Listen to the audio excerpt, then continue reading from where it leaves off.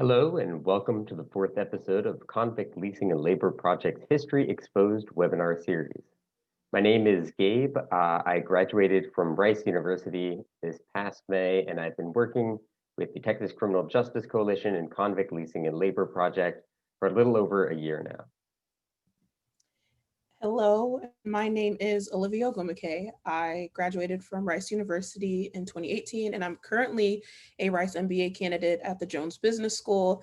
I started working with TCJC just under a year ago, alongside the Convict Leasing and Labor Project. And we're so grateful to be here to moderate this panel. For those who are new to the series, the Convict Labor Leasing Project is a 501c3 nonprofit organization dedicated to expose the history of the convict leasing system and its connection to modern prison slavery, while restoring the dignity of all victims of forced labor and their descendants. The Convict Leasing and Labor Project was founded by the late Reginald Moore, who championed nearly 3 decades of activism on the issue of convict leasing. He was dedicated to uncovering and commemorating the history of convict leasing and other abuses in the Texas prison system, and predicted the site of the Sugar Land 95 well before the discovery in 2018. Our work includes this webinar series titled History Exposed. This series brings together academics, community members, students, and activists to reveal the history of oppression within the criminal justice system in Texas and beyond. Through this series, we seek to shine light on the Sugar Land 95, make the history of convict leasing public knowledge, and illuminate deep faults in the current legal system. History Exposed is in partnership with the Texas Criminal Justice Coalition. The previous episodes are available on the Convict Leasing and Labor Project's YouTube channel, so be sure to check those out as well.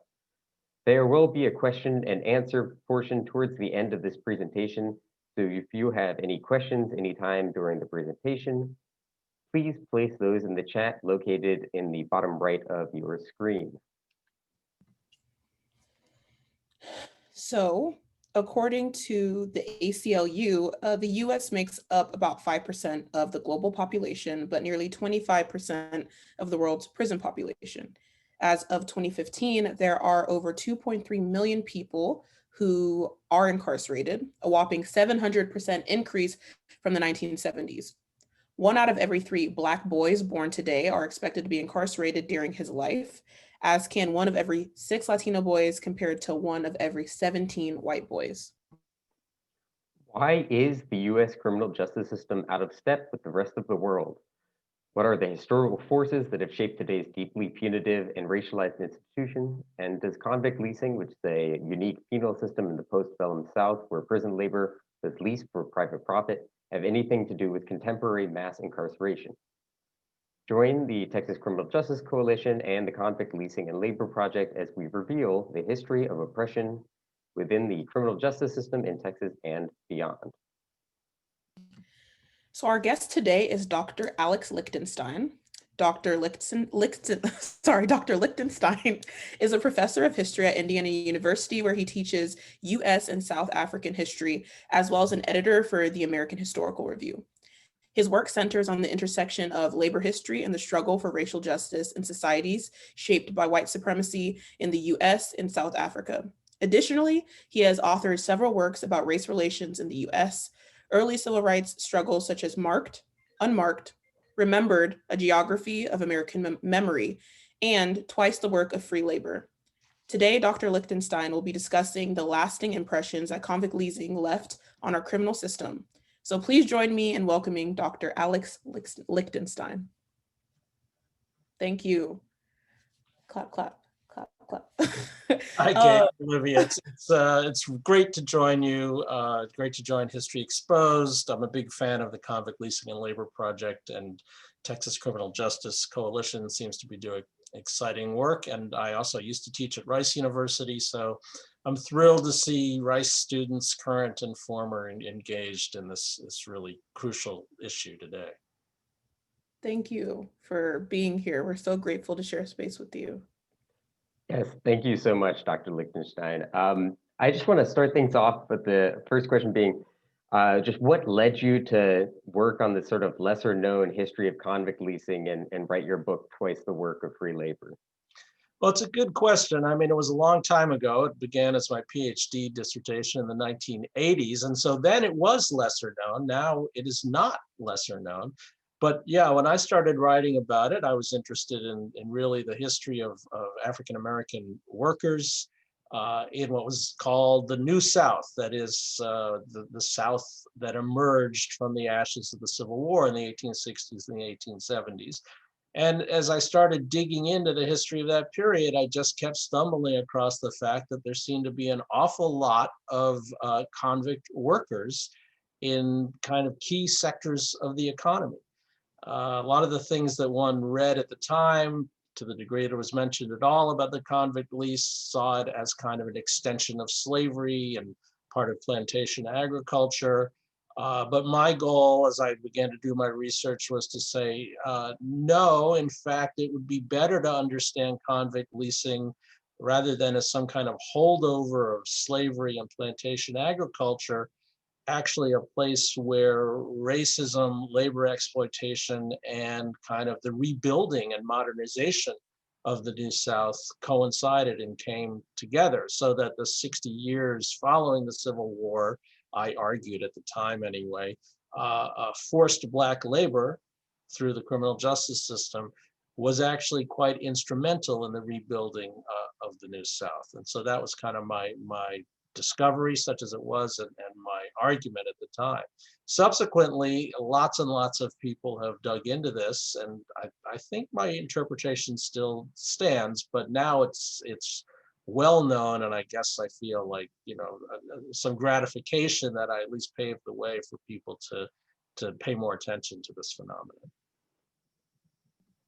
Yeah, and from you talked about your discovery of the New South fitting within like this context, and I had me thinking, how did you hear about the Sugarland 95, and what was your response to hearing about it? What were your involvements with the Sugarland 95, and kind of contextualizing that for us? Well, like most people, since at the time I wasn't living in Houston anymore, I heard about the Sugarland 95 by reading about it in the press.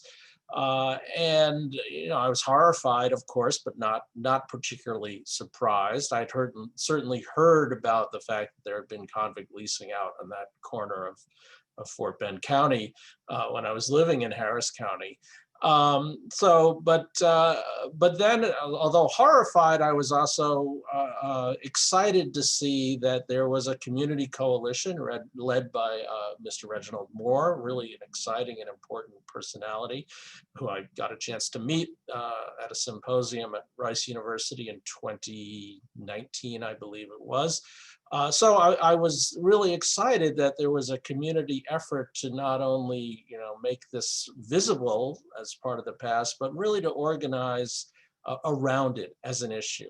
And that was Mr. Moore's doing in many ways. So I've only been peripherally engaged with that, in particular by coming out to Houston and to Rice, as I said, in 2019 for a fantastic symposium on the Sugarland 95, which brought together community people, teachers who want to bring this into the schools, Mr. Moore, CLLP, some Rice faculty, to kind of figure out how to push this forward and make it a visible memory and a visible symbol of the racist past of a place like Texas and the possibilities of fighting against it. I should add, one of the things that I really was excited to hear when I talked to Mr. Moore in depth was that he had worked as a longshoreman. And to me, that was important in that sort of connection between organized Black workers, and the docks was certainly a place where that was the case in Southeast Texas, and this kind of memory work that needs to be done for racial justice. That was a telling intersection, I thought, between Mr. Moore's life history and then his later life work to force this memory to the surface. Yeah, no, that's quite interesting. And then I was wondering how you sort of view yourself or position yourself, being a white male historian in the context of studying racial oppression and white supremacy, and sort of how you see that dynamic taking place. Yeah, that's a really interesting and difficult question naturally, like I think most white people doing African American history, I've wrestled with my entire career.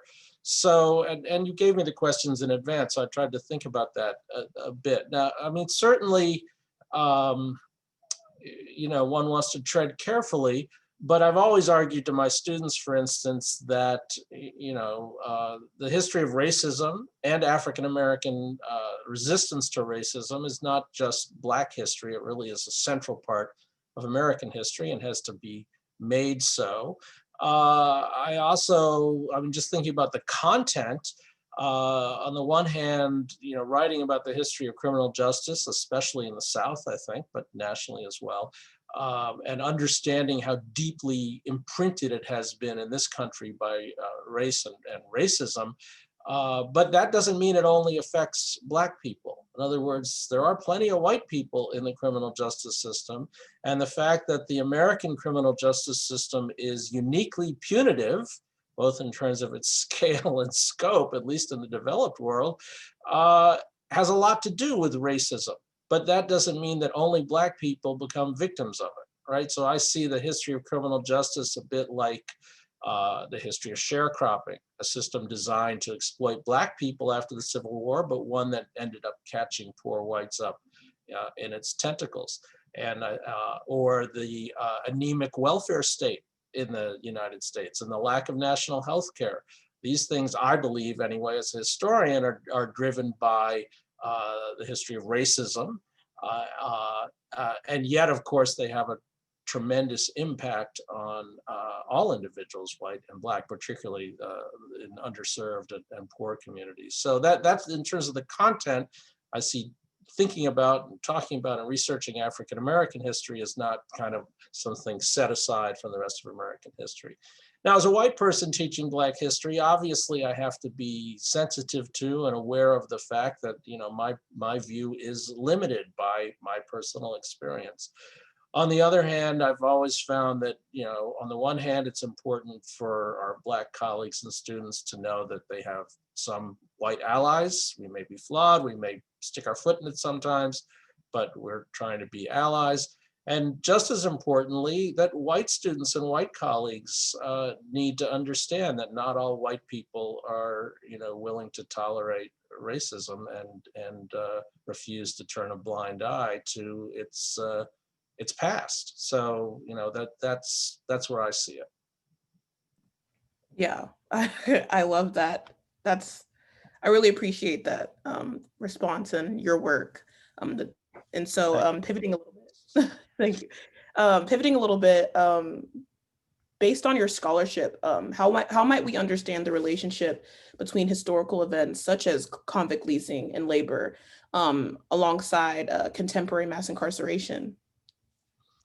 Yeah, I get asked that a lot, and it's a tricky question because on the one hand, one doesn't want to say, well, you know, things haven't changed, or there's a direct line from, you know, the 1890s to the current moment. And, you know, certainly if one looks at the history of mass incarceration, that is the massive increase. I mean, I always say when I started writing my book in the mid 1980s, I pointed out that things were terrible and they were getting worse when it came to incarceration. And at that point, I think, I don't remember the figure now, but it was maybe 300,000 or 400,000 incarcerated people in the United States. Well, that's multiplied 5 times since I wrote that book. And I did suggest that things were going in that direction. But really, when you look, let's say, from 1890 to 1970 or 80, even in the South, you know, incarceration rates were relatively stable as a whole, although, yes, racially disproportionate. So, you know, there are things that happen in the 60s, 70s, and 80s that lead to the explosion of incarceration that were germane to that period that don't necessarily have anything to do with the earlier period. That said, you know, I argue and believe that mass incarceration, the conditions for it were made possible by, again, a long-standing kind of infection in this country's criminal justice system with racism. The assumption that the criminal justice system is designed first and foremost to punish people of color, right? That those are its origins. And also the growth of private prisons being, again, a throwback to and a continuity with the convict leasing system. So while there were certain conditions that led to, the massive increase, and one can argue about what those are, and criminologists can do it better than I can, there are tendencies within the American criminal justice system. It's unfairness, it's punitiveness, it's orientation toward punishment rather than rehabilitation, it's orientation to profit at times, that I do think stem from that deep history of convict leasing in particular. So drawing those exact connections can be tough, and yet I think there is something in the roots, even going back in some ways to slavery. I mean, if you think about our, let's say, competitors in the mass incarceration sweepstakes, there are places like Brazil and South Africa that also have deep histories of slavery and racism. Yeah, thank you so much for that answer. I noticed at one point you were sort of careful to say, I've argued and I believe. I was wondering if you've encountered any sort of refutations of your claims that you find especially convincing and how you respond to those critics. Well, the two, again, I wrote this book a long time ago. There's been a lot of really good research since then. I mean, the thing that I think I was on weakest ground with was, arguing how central convict labor itself was to the economy in the South as a whole. Here we're talking back in the 1880s and 1890s. And that was then a weaker argument and still a weaker argument. But really what I was trying to argue was that convict leasing and labor was always found in kind of the most important sectors of the economy at the time. So coal mining in Alabama in the 1890s, for example. Brickmaking, of all things, in Atlanta in the 1870s and 1880s, as the city was being rebuilt from the ground after it had been burned during the Civil War, of course, right? So the expansion of the sugar industry across Southeast Texas, that's where the convicts get put. They don't get put off on the side in some sort of make work like they did historically in Europe, picking oakum. They get put in the absolute core of the economy. But still, I probably overstated their contribution to economic growth in a gross term. The other thing that I found sort of most interesting to wrestle with is, I would say, that my book remains, and my view remains, rather pinned to a notion of Southern exceptionalism. That's how I'd put it. The convict leasing, this isn't to say that the prison system in the northern states wasn't quite abusive, and that it didn't and doesn't, that it still functions in a racist fashion. But so the place where I differ with people, for example, Heather Thompson, who's, a fantastic historian, has written this book about Attica, is I still would say and believe that there's something about the way the southern states, the slave states, the former Confederate states, the sharecropping cotton states, the Jim Crow states, have administered their criminal justice system that sets the South apart. But not everyone sees it that way. And there have been lots of good arguments about how this is a national problem, but I still see it as stemming from the South, and one can point to the various ways. I did a presentation once at Rice, kind of tongue in cheek, but it was about it was sponsored by some big bank out there. I can't remember which one, Southern Bank or something. And it was about the Southern economy. And so I did a presentation about potential growth areas in the Southern economy. And this must have been 2005 or so. And I said, well, look at Texas private prisons. Now there's a growth area, more, punishment, more private prisons, the expansion. I didn't quite recognize that would expand also into the arena of immigration detention. But I do think when it comes to privatization, race, high incarceration rates, particularly brutal prisons, think of Alabama now, prisoners' rights struggles have been in Texas and North Carolina. The worst places, Parchman Penitentiary, Angola Penitentiary in Louisiana, it's all part of the South. So I've been challenged on that, but and I think there's an argument to be made, but I still see this as a Southern issue in many ways. Yeah, and you discussed just now how this is a Southern issue, and it's something that, there are scholars out there who argue differently than you. And so I guess my question is, What are the ways these racist and punitive institutions, past and present, have distorted our perception of reality that seems to be slowly creeping into the public conscious currently? Well, I guess I would say that as with the other things I was talking about, the economy, the welfare state, um, because white people assume and are led to believe and conclude that the prison system is really constructed for and impinges upon Black communities, they either think it's a good thing or they don't think it's their problem, right? So I think, unfortunately, the country as a whole has been willing to accept a broken criminal justice system, right? As you know from TCJC, a criminal justice system that operates very unfairly, particularly for people of color. But you also might say it has problems. Let me give you an example. There's this Supreme Court case now that was just argued, I think, yesterday. All right. And it's a complicated case, but it's about a guy who was convicted in Louisiana by a non-unanimous jury, right? And it's clear from an earlier ruling that the reason the state of Louisiana and a few other southern states changed their laws to say you can be convicted of a felony with 10 or 11 jurors instead of unanimous jury, as most places do it, those laws were passed at a moment, and even Clarence Thomas was willing to admit this, at a moment at which juries in the South were being desegregated. The courts had said, sorry, no more all-white juries.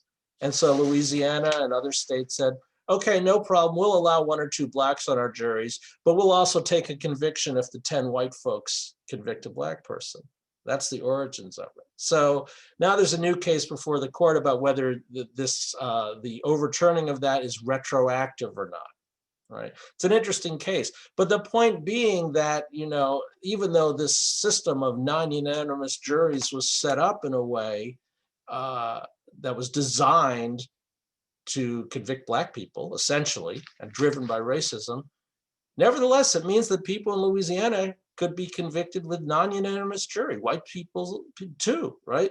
So in other words, the willingness of the country to tolerate manifestly unjust outcomes and a very punitive penal system, I think, stems from the fantasy, that crime is a Black problem, okay? So because we don't see things correctly, because our vision is clouded by racism, we have been unable to move forward in this country on a lot of these issues and tolerate a lot of things that we don't need to tolerate, poverty, lack of a healthcare system, and the rest of it. So so I think it's really deeply entrenched. So that's why it's really important to come to grips with that past as well as the present, because it opens up new possibilities for the country as a whole, or I think so anyway. Yeah, thank you for that. You sort of earlier on mentioned a talk you did where you're sort of tongue-in-cheek going after private prisons, and in your book, Twice the Work of Free Labor, you weren't shy about calling out companies and other individuals that profited from convict labor. And I was wondering if you faced any backlash from that and what that was like for you. No, I really didn't, maybe just because it was kind of an academic book and no one paid much attention, because I wasn't explicit about, if you look, for instance, at Douglas Blackman's book, Slavery by Another Name, he's much more explicit about how this might, in other words, noticing how certain fortunes were built on the back of convict labor, how this might lead to questions about insurance companies and banks and other places. I didn't address that explicitly, and so no one seemed troubled by it. I know that Blackman's book did raise this quite directly. And here is where you do get into interesting questions about North and South. So even while the convict leasing system, to give you a nice example, one could argue, or I would argue, those coal mines in Alabama that were using convict labor is what fed the Alabama steel furnaces, which eventually became part of the U.S. Steel conglomerate and empire, right? So does U.S. Steel bear some responsibility historically for the exploitation of essentially forced labor in coal mines in Alabama in 1898 and 1899, I think you could make an argument that they do, for sure. So, but I didn't make such an explicit argument in my book. You know, there's sort of two questions here, or several questions. One would be sort of general need for economic reparations for communities that were harmed by businesses that profited from convict labor. Another one would be individual reparations. But a third one that I feel more qualified to kind of discuss is really the kind of memory work that Reginald Moore was engaged in. That is, at least before we even start talking about economic reparations, we need to talk about historical truth. And that's where I would argue, at the very least, you know, I'm not a tort lawyer, I'm not an ethicist, but I am a historian. And so I do think that these institutions, companies, individuals who profited from this have an ethical obligation to reveal the nature of their complicity. And communities like Sugar Land really need to have monuments and memorials to these events. Yeah, thank you. And pivoting to your first book, actually, the convict leasing system was not unique to that state. You did discuss, in fact, forced labor systems were being used across the US. Such was in the case in Texas with the Sugarland 95, where the African-American convict laborers who lived, worked, and were brutalized on the Imperial State Prison Farm. Texas as a state benefited immensely, as we've discussed at length today, from the profit convict laborers generated. Yet this is rarely acknowledged by those in power or understood extensively by the public. So based on your research, what are some ways that we can hold accountable those who benefited from convict leasing? Well, yeah, I mean, I think as I just suggested, certainly, you know, making sure that it's, I mean, I don't know if any of you have been to, I don't know if it's still there, but out at Huntsville, you know, by the walls, the prison, there used to be a Texas prison museum. It was run by the former warden. Very, very interesting place. And, you know, it tells the history of Texas prisons from the perspective of the prison administration. So, for instance, when Texas prisons were finally brought under kind of federal jurisdiction because of the violence and racism that they were scarred by, you know, the narrative in the museum states, or stated when I saw it 10, 12 years ago, you know, that this was horrible, that everything was good in Texas prisons until a federal judge said, oh no, I'm going to have to oversee what's going on. So, so one can imagine certainly revealing this past as central, like a big plaque saying, you know what, the Texas State Capitol was built by convict labor. And when you walk into that building, you should know that. You should know that, instead of walking past all the Confederate statues scattered across the lawn. At least last time I was in Austin, maybe someone has removed them or put graffiti on them, but something tells me they're still there. So, and you know, the Texas State Capitol is a tremendous building. You walk in there, again, this is from memory when I was there, there's this beautiful insignia sort of set into the floor in the rotunda that indicates the 5 flags, the 5 different forms of sovereignty that have been over Texas. That's great. I remember there was a debate about whether, and I don't know how this was resolved, all of the Black Republican legislators who had been elected to office in Texas in the 1860s during Reconstruction, whether their portraits hang up there or not, I can't remember.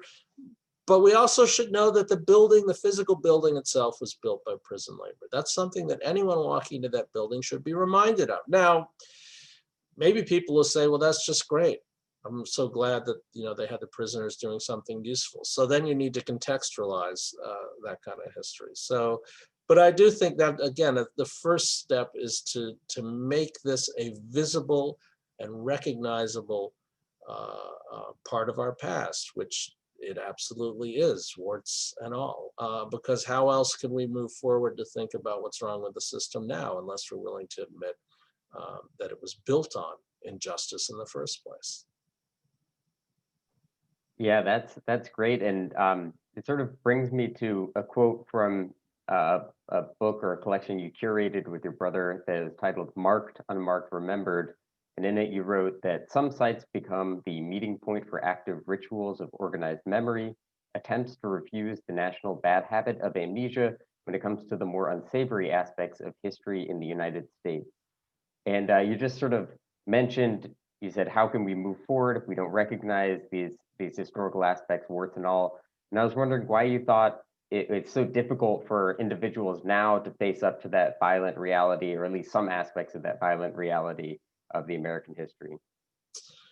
Yeah, again, a question I've been wrestling with my whole career, right? And one that also cropped up in my role as an editor of the American Historical Review, where we discussed the debate around the 1619 project. And so why, as a nation, is the are Americans so, white Americans in particular, I would say, so unwilling or unable to face the history of racism and genocide as kind of a central part of our past?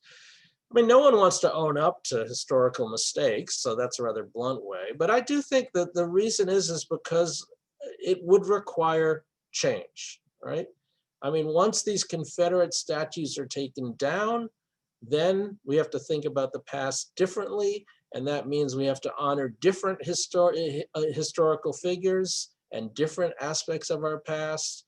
You can honor things that are negative too. I mean, for instance, Germany and South Africa have done an extraordinary job, for instance, of, it hasn't always worked, but of coming to grips with a difficult and traumatic past. And to the degree that they do so successfully, and it hasn't always been successful, it makes it possible to chart a more just future. And those two things have to go hand in hand. But unfortunately, I think that is the reason for the resistance to it, is because people don't want to chart a more just future. And acknowledging the past sort of requires them, or potentially requires them, to do so. So I always see it as an absolutely necessary but far from sufficient first step, because there is a lot of resistance to it, unfortunately.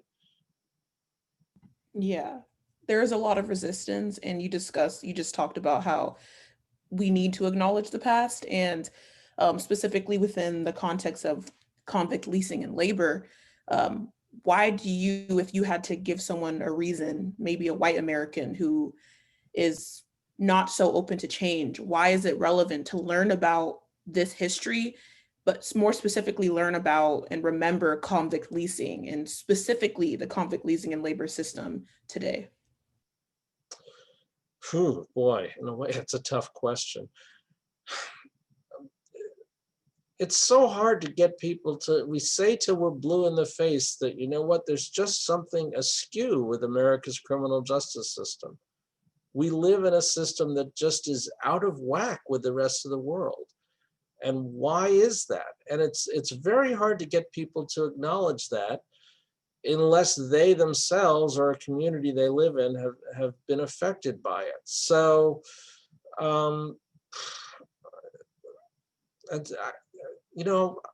Olivia, I'm stymied by that question, although I shouldn't be. So,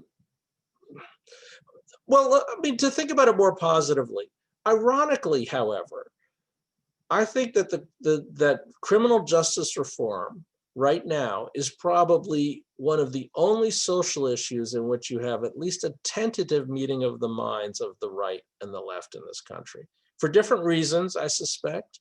But you know what? There are people on the right who also recognize that there's something wrong with our criminal justice system, even if their analysis is only, well, it's just too damn expensive, which it is, right? Which brings me to another point, and then I'll circle back to this. I mean, the question, and actually this matters, the question of prison labor. Now, a lot of people say, well, these prisoners now all work for the state. I'll assure they're private prisons, but the truth is that's a rather minor drop in the bucket in terms of the overall prisoners.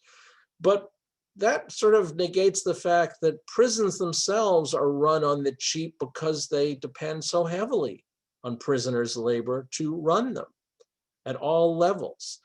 And as soon as you might say, for instance, well, I think prisoners should be paid a wage too, well, then the prison system and the criminal justice system would not be able to operate because it no longer would be fiscally possible to do so, right? So I think the right and the left can agree at least that something needs to change, that we need some form of decarceration, that we need some form of alternative dispute resolution, that we need some form of dealing with violence and crime in our society. I'm not a prison abolitionist like some of my comrades. There are people who need to be detained, let's say, at least temporarily. There's no question about that.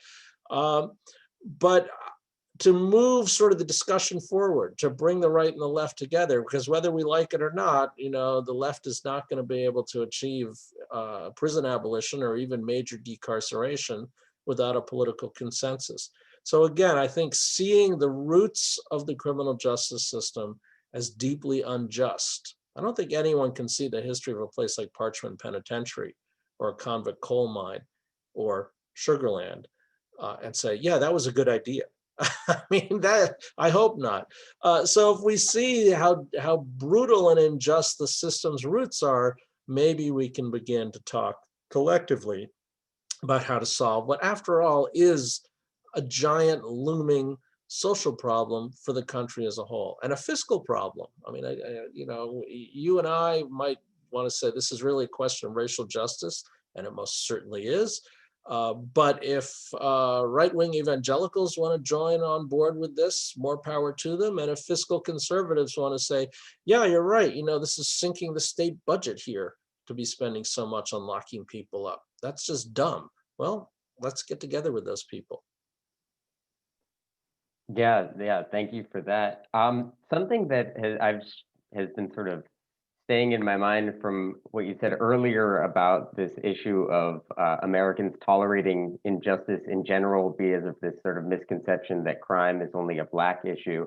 And I was wondering if you could speak to sort of other seemingly non-racialized concepts that have sort of built up in America, like this tolerance of generalized injustice, but sort of built on the back of slavery and the history of racial oppression, sort of ways in which it's leaked into other aspects of our national consciousness. 2 words, Republican Party. I mean, come on.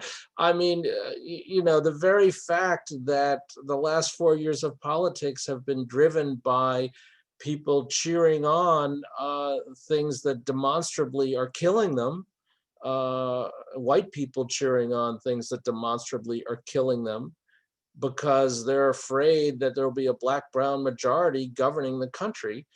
That's all you need to know. I mean, to be blunt, unfortunately, the last 4 years have demonstrated that this really has been a life and death proposition, and that at least some white Americans are just willing to court death rather than to acknowledge that maybe there's a problem of racial injustice in this country. I mean, it's really depressing for me to recognize and acknowledge that. But I think that's the case. And I mean, it's not a majority. I don't believe it's a majority, but there are far too many people in this country, white people in this country, who are willing to say, you know what? I would rather see the whole damn thing go down the tubes than share it with my fellow citizens of African or Hispanic or indigenous descent. It's really depressing, but I do think, I mean, I don't think people would say it that way, but I think that's what's been going on the past 4 years. It's very hard to, for me anyway, to understand it any other way. So you can go to the specifics, whether it be criminal justice. I think healthcare reform is a central one. There's just this notion, well, if the government's going to pay for everybody's healthcare, then they're going to pay for Black people's healthcare and immigrants' healthcare. And I don't want that, even if that means that, I'm going to die of a heart attack because there's no emergency room that's willing to treat me because I don't have insurance.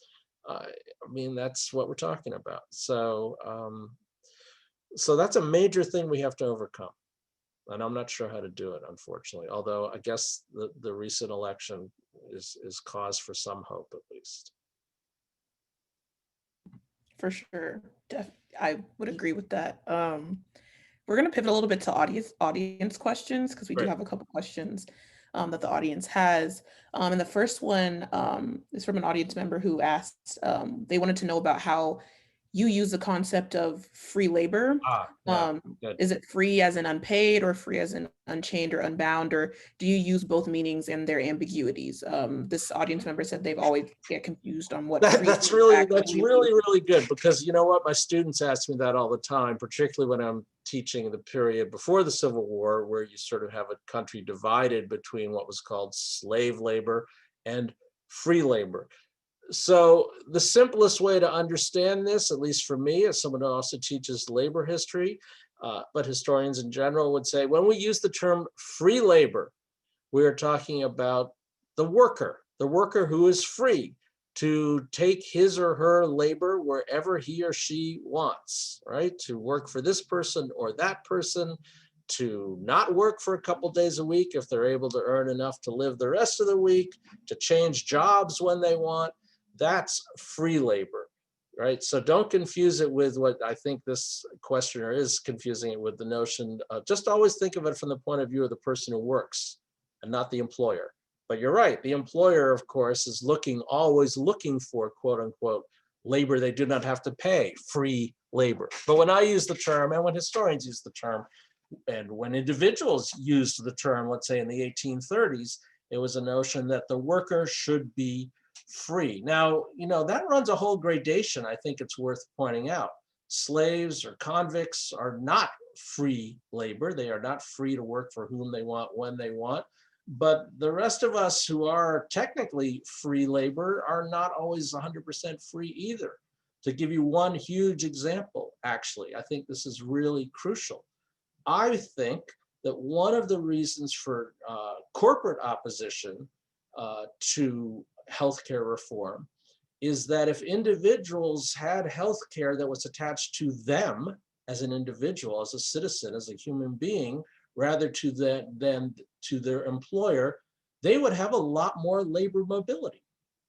I mean, how many people in this country stick with a shit job because they're terrified about losing their health insurance, because they have a kid who has a health problem, and if they quit or change jobs or take a risk with a new job, they might lose their health insurance? I mean, that's huge. So I think actually that one of the major obstacles currently to those of us who are free to sell our labor to whoever we want is the lack of national health insurance. That would free people considerably in terms of looking for a job. And you can list a dozen other ways that, even those of us who are free might be less free than we think. But of course, we're a hell of a lot more free than someone in a prison who's assigned a job and kind of has to do it. And there's no comparison there. But again, free labor really refers to the point of view of the person who's doing the work. Great. And we actually have another audience question that's another sort of clarification of terms. Earlier, you mentioned the New South in the context of the sort of postbellum, post-Civil War Southern states.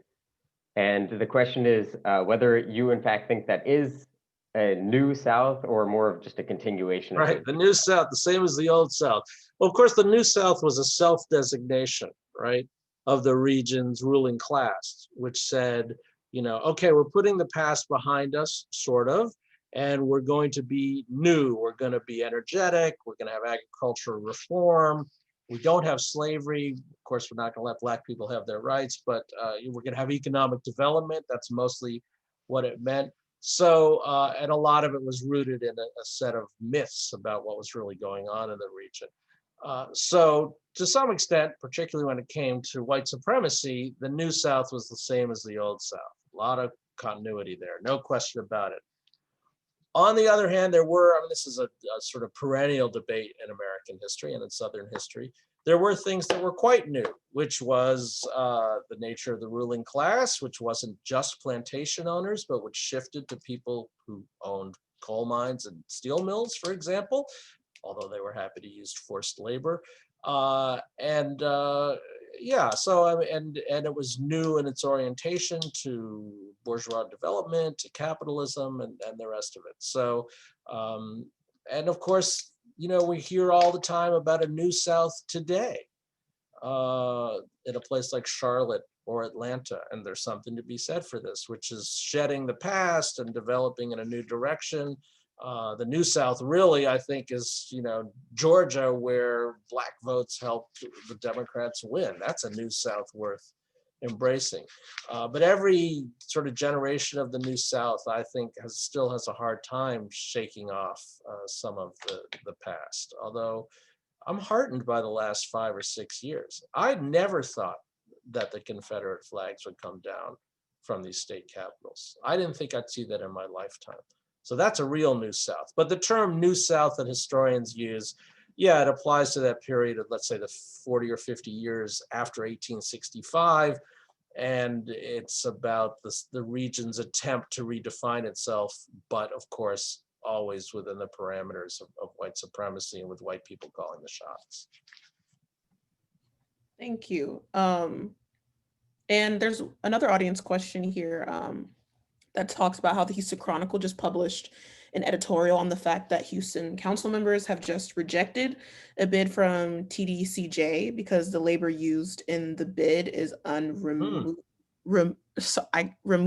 Right, right. I'm sorry. The Cron editorial board argued that prisoners must be paid for their labor. Do you think that this is a valuable form of resistance and critique of the lasting influence of convict leasing within the Texas prison system? Yeah, definitely. I mean, that's absolutely crucial. And now, of course, it's perfectly legal to enslave people in this country if they've been convicted of a crime. That's the giant loophole in the 13th Amendment, which abolished slavery for everything except as punishment for a crime. So, but that doesn't mean you have to enslave prison laborers. So I don't know what the Chronicle actually said about this. I mean, but again, I think that's crucial for several reasons. One, just a matter of basic justice and fairness, not having slavery. I don't think just because people have been convicted of a crime that they give up all of their constitutional rights. Now we're moving in a direction where people convicted should be allowed to vote, which they most certainly should. So I don't think they should give up their rights as workers either. But it also, and maybe this is what the Chronicle was getting at, as I said earlier, if the state prison systems actually had to pay a fair wage to prison workers, they would have to imprison fewer people, because then it really would completely break the bank. It would take up 80% of the state budget, right? I don't know what TDJC, the Texas Criminal Justice Department, takes up of the Texas budget now. I would imagine it's a pretty big chunk, but also the TCJD has always had a reputation of being very self-sufficient, which I know that, you know, prison administrators look, oh, it's great, it practically pays for itself. But of course, that's often based on exploited prison labor. I don't know the numbers now, but it was practically a money generator in the 30s and the 40s, mostly through the prison farms. That was, you know, not just feeding the prisoners, but generating a surplus of agriculture that could then be sold on the open market. So that seemed just great. But it was based, A, on slavery. And as soon as you say we're going to get away from that system, then you have to start thinking, well, you know, we can't actually afford to lock all these people up and make it self-sufficient by exploiting their labor. That's fiscally impossible. So yeah, that's a way you bring the right and the left together. For sure. And you, this is a personal question of mine because we are running out of time, but I wanted to sneak it in real quick. You discussed not being a prison abolitionist. And also we've discussed today different policy measures and coalition building actions like bringing the left and right together that can be made to move forward. And as a Black person, specifically a Black woman in America, and I discussed earlier with you being interested in getting a PhD and investigating, specifically my interest is investigating reparations and what that looks like in the future. And so I kind of wanted to ask you, you kind of touched on it a little bit, different outcomes that could be had, but what does reparations look like to you, given your deep academic study in these racist institutions? So do you mean reparations for slavery, for racial injustice, or for criminal justice? I mean, I think specifically I'm talking about the Black community. Okay, so I guess I would say, you know, I'm thinking tactically here as well as morally. I mean, I don't think reparations as a universal solution, as it were, to the history of racial exploitation. It may be a good idea. I don't think it's going to get anywhere politically. I think it's much more promising if one can point to very specific cases. So where you can say, and I think there are cases working their way through, there was a fantastic article, maybe in the Atlantic or somewhere else. These Black families who owned land in the 1920s and the 1930s and were essentially dispossessed of it through racist manipulation of the local law. I can't remember which states these was in, but Georgia, Mississippi, they have a legitimate claim to reparations based on not just, the value of that land in 1930 or 1940, but based in the wealth distortion that has, had across the generations. Or, a lot of these states, for instance, I mean, on the one hand, you have, what sort of reparations is Curtis Flowers going to get?